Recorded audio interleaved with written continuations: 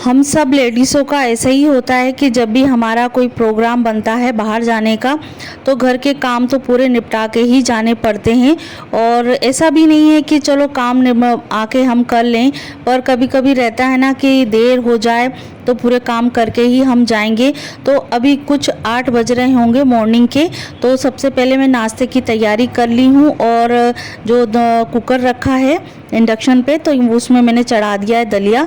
तो मॉर्निंग का जो नाश्ता है वो हो जाएगा, पापा के लिए बना लिया है। और मम्मी का जो फास्ट है आज, तो एकादशी है, इसकी वजह से तो उनके लिए नहीं बनाया है। वेलकम टू माय चैनल, और मैं हूं आपकी नीतू त्रिपाठी। तो नीतू त्रिपाठी व्लॉग्स में आपका फिर से अभिनंदन है, स्वागत है। कैसे हो दोस्तों? आशा करती हूँ आप बहुत अच्छी तरीके से होगे, स्वस्थ होगे, मस्त होगे। तो फ्रेंड्स, अभी हो गया है टाइम, कुछ 8 बज रहा है। और तो फ्रेंड्स 8 बज गए हैं, तो आज जा रहे हैं पेरेंट्स मीटिंग में। तो तैयार हो गए हैं, तो चलते हैं, जल्दी से देर नहीं करते हैं। वो तुरंत वापस भी आना है क्योंकि देवांश का भी स्कूल है।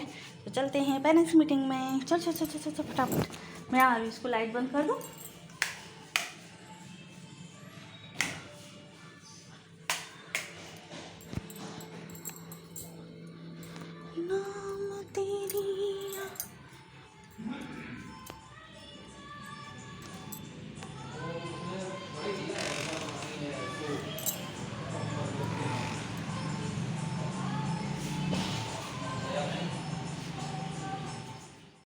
तो हम सब तैयार होके चले गए हैं देवांश के पेरेंट्स मीटिंग में, और साथ में जा ही रहे थे। तो मैंने बोला कि इनको कि आप चले जाओ, कि हर बार मेरा जाना ज़रूरी नहीं है।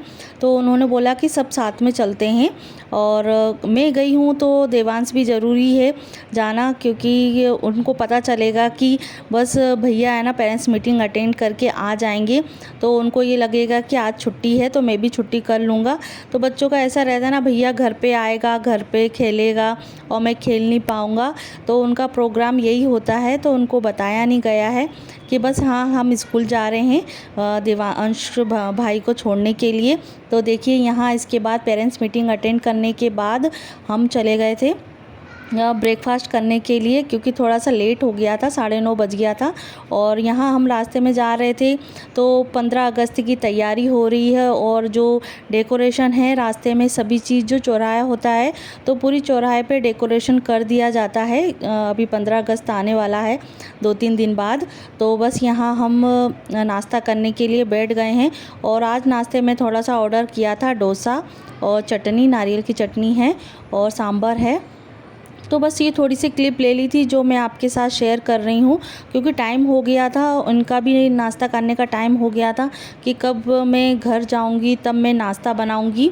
तो इसकी वजह से पापा के लिए तो मैं बना के आ गई थी।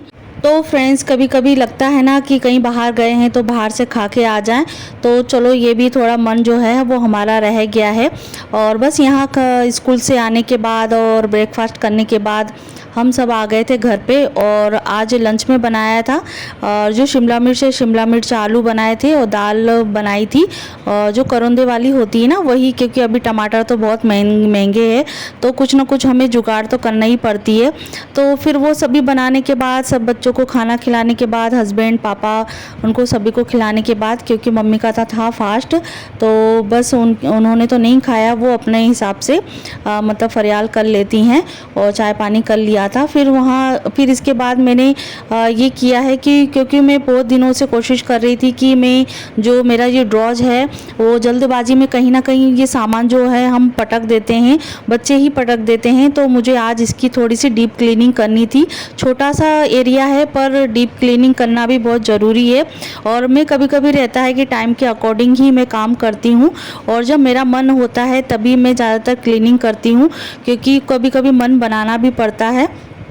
तो बस ही मैं आज इसको थोड़ी सी छोटा सा एरिया है वो उसको मैं क्लीनिंग कर लूँगी, क्योंकि जो छोटा सा एरिया है बहुत इम्पोर्टेंट है, बच्चों से रिलेटेड है, बड़ों से रिलेटेड है।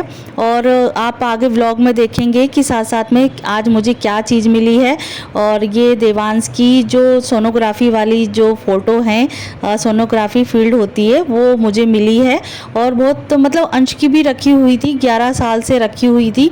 कुछ मैंने मतलब 1 साल पहले ही मैंने इस चीज़ को हटाया था, और उसकी जो बिलिंग है और डिलीवरी चार्ज जो बिलिंग होती है उनको भी रखा था। पर मैंने पिछले साल जब जो डॉक्यूमेंट है जब उसको सुधारा था, तो उसी में से कुछ कुछ जो वेस्टेज कागज़ हैं वो मैंने हटा दिए थे।